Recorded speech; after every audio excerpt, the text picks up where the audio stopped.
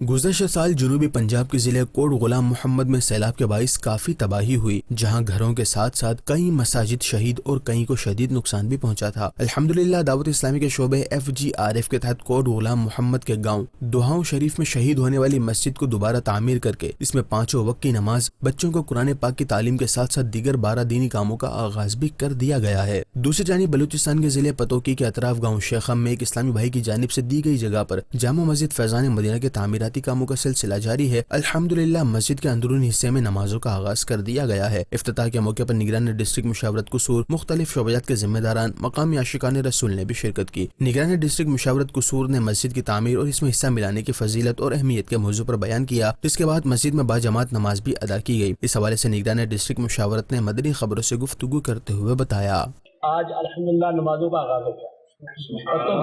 تحصیل پتوکی ہے، اطراف یہ پتوکی کا ہے شیخم۔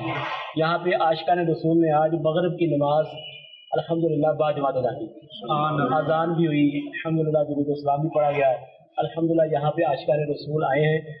یہ ہے تقریباً 32 مرلے جگہ، 17 مرلے میں مسجد الحمدللہ تعمیر ہوئی ہے، 15 مرلے میں مدرسہ اور جامعہ کی تعمیرات ہوگی انشاءاللہ۔